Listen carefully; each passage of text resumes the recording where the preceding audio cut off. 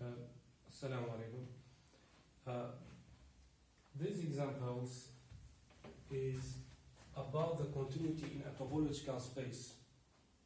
And here, what we have a function f from R to R, where R is a set of all real numbers equipped with the usual topology, means both R's, domain and codomain, the usual topological space on the R, and the function we have defined by f of x equal to x squared for all x belong to R.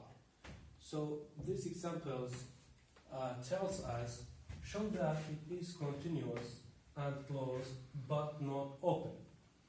So each one have a definition, of course. The continuity, the definition of continuity, if here we write f from any topological space to another topological space is continuous at any point x if for every open set G in Y such that f of x belongs to G, we must have another open set U in X such that X belongs to U and f of U subset of G. And the other theorems, and we have any theorems in here, is a characterization of this definition, which is f from x to y is continuous if and only if the inverse image of every open set in y is also open in x. So we use this theorem to show the first one. The first one means to show f is continuous. Solution. So by using those theorems, we need a open set in a codomain in here, and then we must show that the inverse image of this open set is also open in a domain. So let f from R to R defined by f of x equal to x squared. First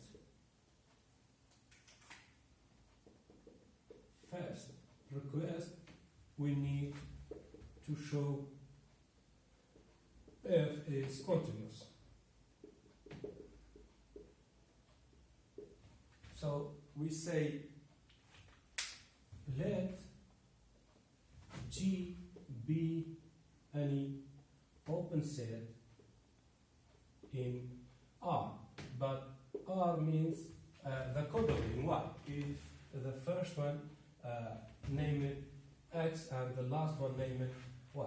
So we get an open set in Y, means in a codomain. And to show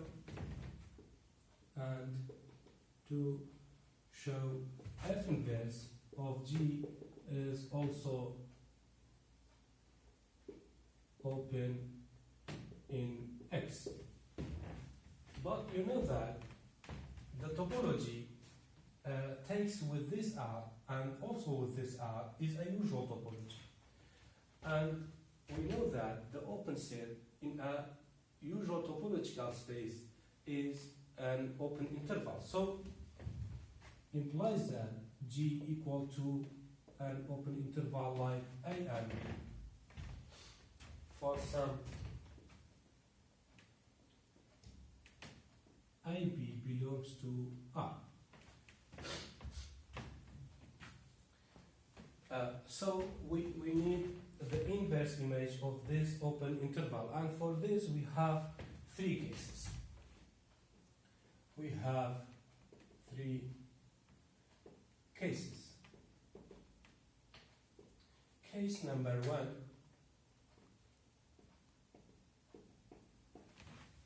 we'll find the inverse image of this open interval if 0 less than or equal to A and A less than or equal to B. Since AB in R, so we have three cases. If we take it 0 in here, the first one maybe A in here and B in here, like that. So we find the inverse image of this open interval. F inverse of G equal to F inverse of AB, and which is equal to, by the definition of all x belongs to R, such that f of x belongs to A and B, which implies that equal to all x belongs to R, but this R means domain. This R means domain.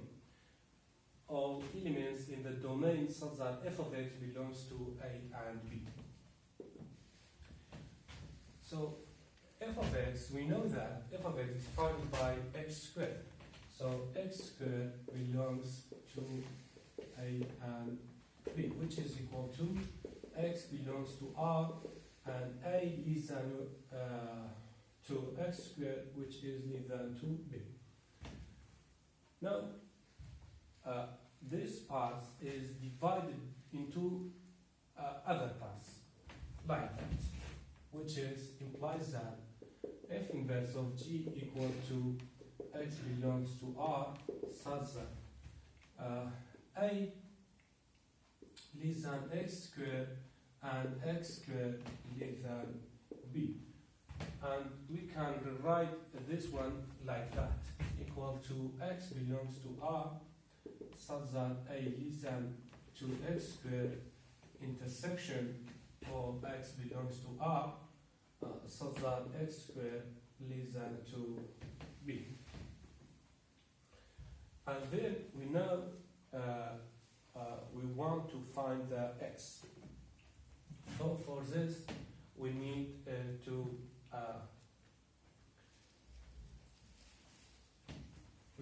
take a root for both sides,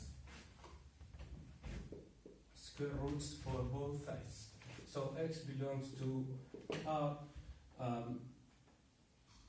square roots of A less than or equal to square roots of x squared intersection x belongs to R, and square roots of x squared less than to square roots of B. In the above, we selected that A and B greater to 0, so we have no any problem to get a square roots of A and B. Then, which is equal to x belongs to R, and you know that the square roots of x squared is an absolute value of x, so it is absolute value of x greater to square roots of A intersection the other parts, which is all x belongs to R, such that the square roots of absolute value of x less than to square roots of B. And then we solve it, this one, and then intersection them, we get that solution. So square roots of x greater to absolute value of x greater to square roots of A gives us x greater to square roots of A, or x less than to minus square roots of A.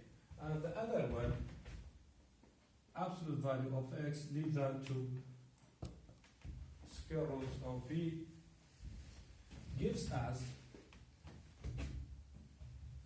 x less than to square roots of B greater to minus square roots of B. So if we intersect two parts, we get the solution.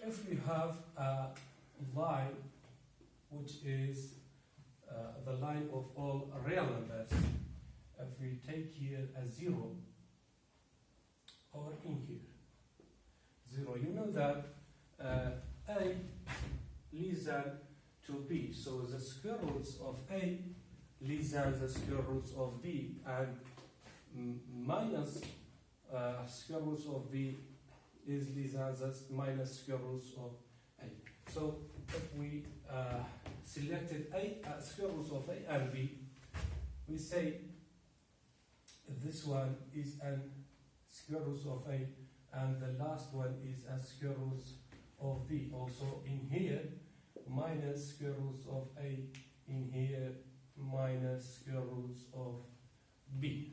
So for a, you know that x greater to square roots of a, or x less than to a minus square roots of a. So for the first one, we have this domain. For the first one, we have this domain, and for the last one, we have this domain, and also all of them opens. But we know that between these two paths is intersection.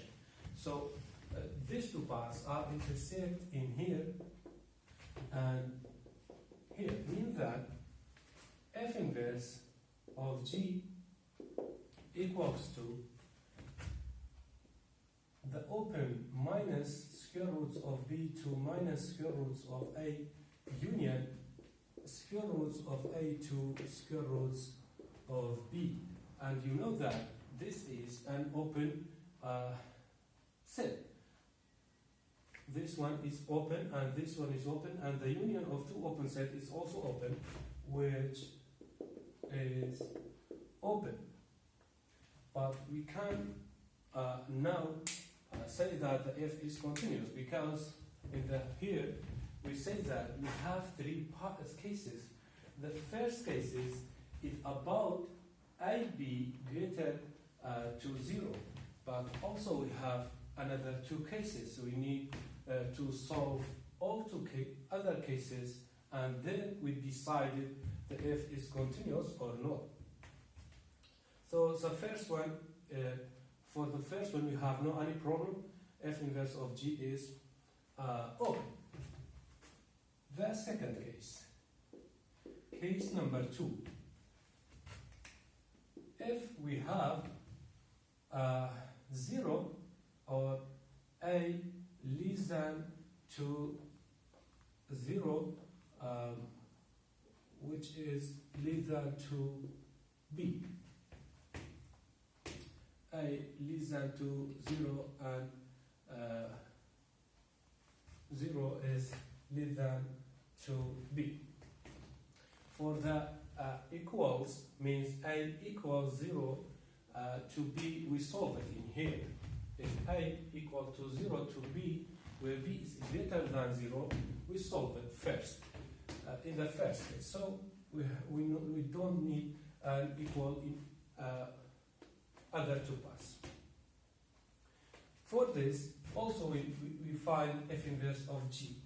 F inverse of g equal to all x belongs to R such that f of x belongs to a and b, which is equal to all x belongs to R such that x squared belongs to a and b, and implies that f inverse of g equals to all x belongs to R such that a less than to x squared, which is less than to b. But in here we have a less than to 0, means if we sketch the point a and b, if we have in here is 0, and in here a and in here b. So when you say that x squared is between a and b, means that x squared in here between a to 0, or x squared between in here 0 to b. So this one is also divided into two parts, which is equal to x belongs to R, a less than to x squared, which is less than to 0, or 0 less than or equal to x squared, and x squared is less than to b, and it's not different.